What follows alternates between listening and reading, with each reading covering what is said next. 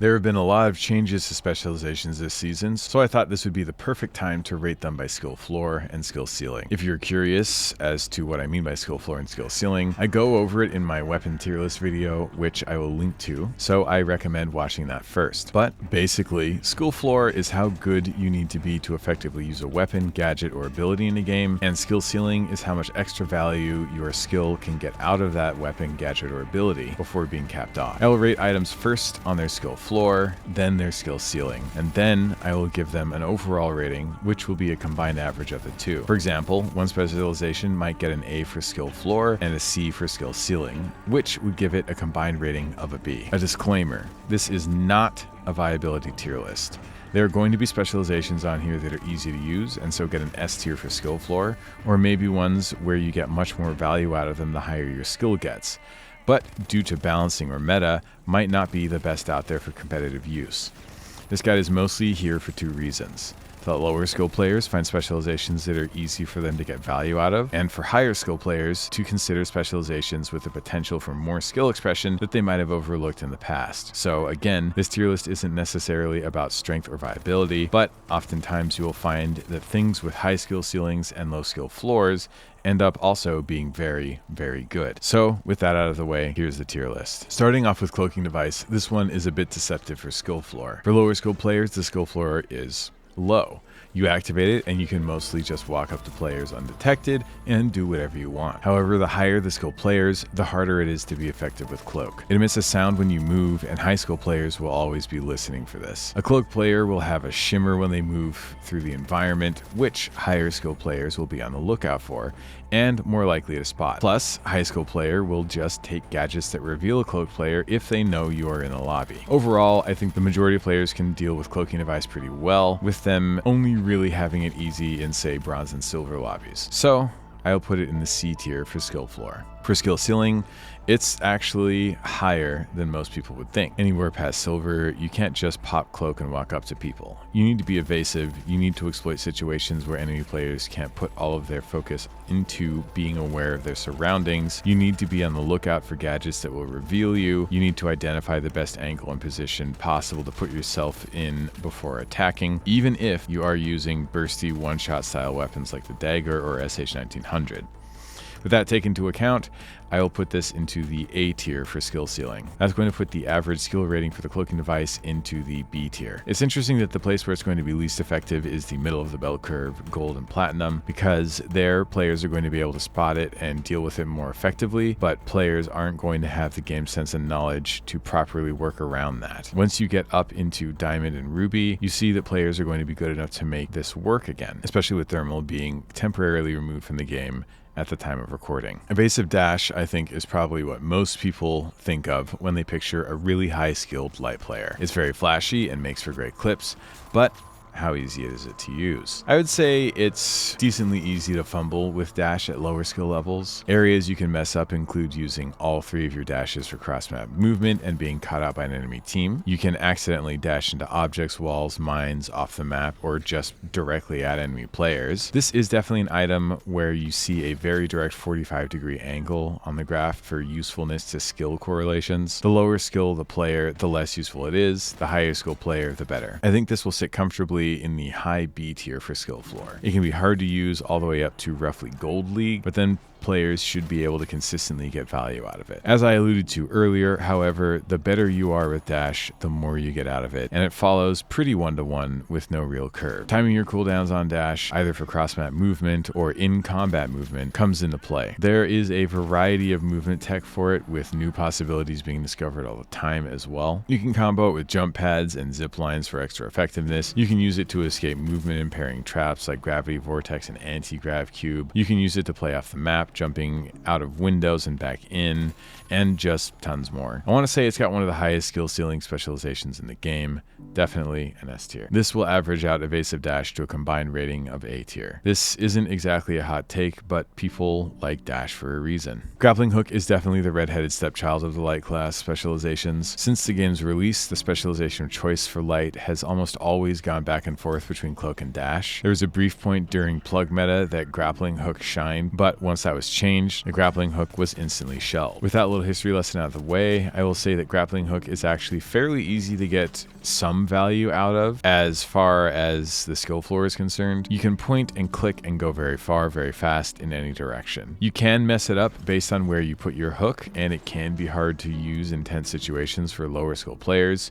So it's not an S tier for skill floor, but I do think it sits comfortably in the high B tier. For skill ceiling, grappling hook has so much headroom, it's crazy. Because of how you can swing and maneuver it, using it effectively in combat, synergizing it with other gadgets, there is a book's worth of movement tech for this thing. All of my Titanfall refugees watching will know just how high the skill ceiling on this bad boy goes. Truly mastering it can be very, very difficult, but very, very rewarding. There are obviously things holding it back as far as balance goes, but again, that's not the point of this tier list. As such, it definitely gets an S tier for skill ceiling. I'll put this in the A tier for overall usability rating. For the Dematerializer, this does have a pretty low skill floor. All you need to do is pull out your iPad, click on a wall, and you have a nice temporary hole in a wall, ceiling, or floor that you can use. For the Dematerializer, this does have a pretty low skill floor. All you need to do is pull out your iPad and click, and you have a nice temporary hole in the wall, ceiling, or floor that you can use. It's pretty hard to mess up, and while it just got nerfed, so it only has 2 charges,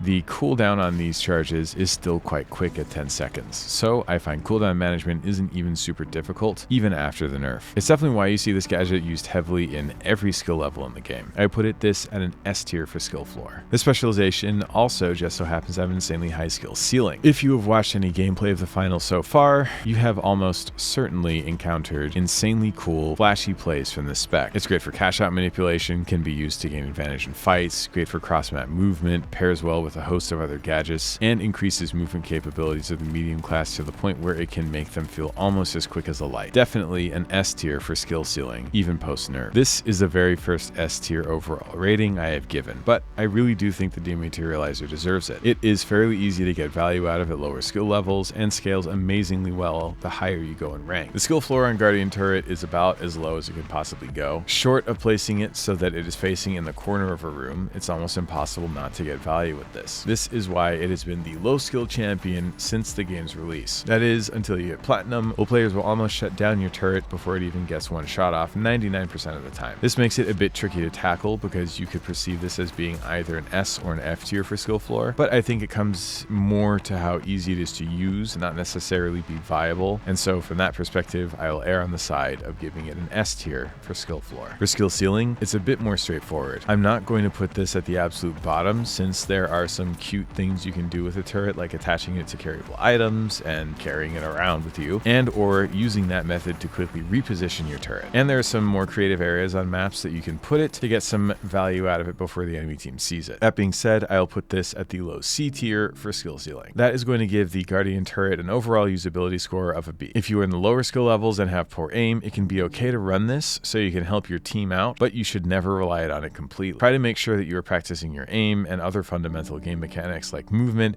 so you can eventually switch to one of the other specializations that will be more useful. If you watch my weapon tier list video, you will have been spoiled on the skill floor of the healing beam, but yes, it's quite low. All you have to do is equip it, point it in the general direction of a teammate, it auto locks on with pretty generous margin of error, so you by no means need to be accurate, and hold left click, and yeah, instant value. Definitely an S tier for skill floor. This is about as easy as it gets to use. For skill ceiling, there are some things you can do as a higher skill player to get more out of the healing beam. One is target prioritization, making sure you are healing the people who are the most in danger first, which is not always the lowest health teammate, managing your healing energy so you don't overheat, knowing when to heal and when to shoot, and that's about it. So overall, a low mid-tier skill ceiling.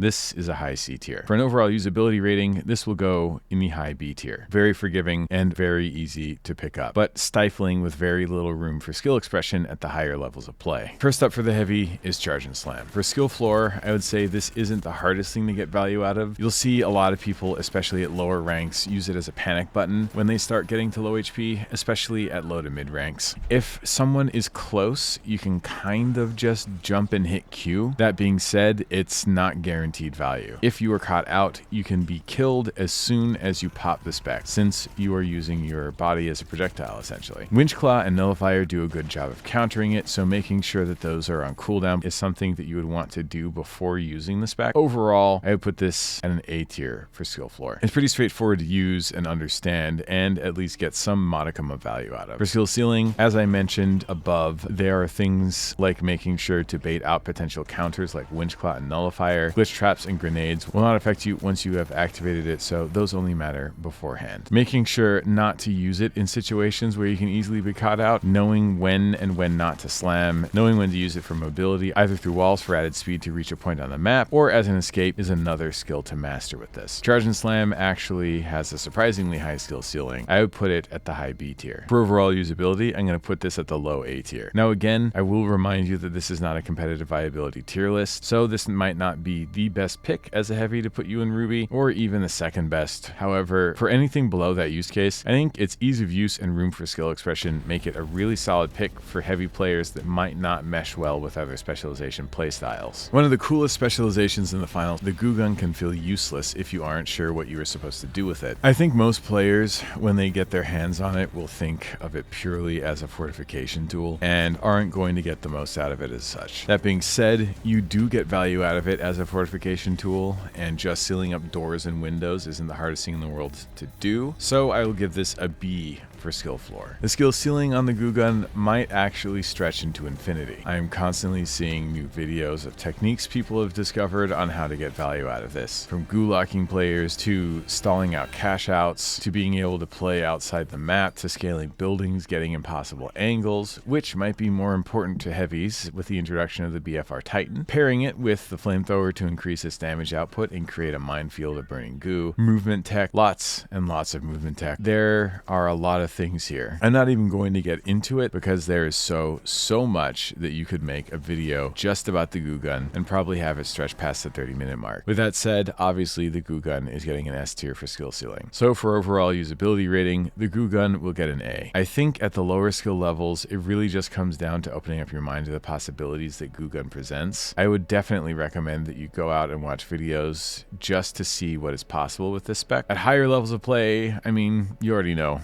I don't need to tell you. Give the spec a try and you will have fun. The mesh shield is your favorite heavy's favorite spec. Versatile and actually very easy to get value out of. As long as you are standing between your team and the enemy, you're going to get some value out of this. It's pretty hard to mess up, although you do see it happen at lower skill levels where someone is stealing and the heavy is just facing the complete and obvious wrong way with the shield to protect them. So I will give this a very high A tier for skill floor. For skill ceiling, it's actually also pretty high. Juggling your shield and your weapon can be a very high-end game of chess when you get to the higher levels of play. Using it to block gadgets like Winch Claw and Lockbolt takes precision and timing. Good positioning with the mesh shield can make or break team engagements, and you can preserve your life until a teammate or your own heal ball gets you enough HP so that you can re-enter the fight, sidestepping the need, downtime, and risk of a defib. I'm also going to place the mesh shield in the A tier for skill ceiling. This will give the mesh shield an overall A rating for usability. While it does have a very high skill ceiling, you can see that ceiling, unlike with the Goo Gun or Dematerializer, where their potential seems endless. And finally, probably the most dominant specialization here, the Winch Claw. Since its introduction, this gadget has been a force to be reckoned with, shaping the overall meta for the game. One factor that has led to this is a relatively low skill floor. Although with the changes to Season 8, we have seen that skill floor raised a notch, with the cooldown being increased significantly when you miss a hook. The hook is a skill shot, and while it is somewhat forgiving since it can grab a target both on its way out and way back, since it's projectile, it isn't the hardest thing in the world to miss with it, however. Overall, I would say the changes in Season 8 with the Winch Claw lands it in the C tier for skill floor. The potential to whiff your hooks and get no value whatsoever is greater than ever. For skill ceiling, much to the chagrin of most high skill level players, I will say that this does have a relatively high skill ceiling. Aside from just hooking players to secure a kill, cash out manipulation is where this really shines. Knowing how and where to move a cash out takes quite a bit of game knowledge, something a lot of higher end players will take for granted. Combining it with other gadgets like grab cube or jump pad to move the cash out places on the map it should never be able to get to is huge, as well as using map-based movement like the triangle jump pads in the under construction variant of Soul. That, plus having the timing, accuracy, and game sense to winch the cash out when it's being stolen, all adds up to this being in the A tier for skill ceiling. I think this feels a lot less rewarding for players at the high end to use than Shield does, but I do think it has more room for skill expression than they give it credit for. That is going to give the Winch Claw an overall usability of a B. Now, for people who will act indignant at this, or maybe skip through the video because they only wanted to see my opinion on the Winch Claw, again, this is not a measure of its viability. In terms of viability, it's still an S tier and a must pick for pro level play. Again, this is not about that, but how easy a specialization is to use and how hard it is to master. The value I hope to provide in letting players know if a specialization is going to be a bit beyond them for their skill level, or if they are high skill, considering using an alternative specialization they might have overlooked that has a lot of potential for skill expression. I hope that I've succeeded in that, or at the very least provided something that will engage and inspire thought and discussion.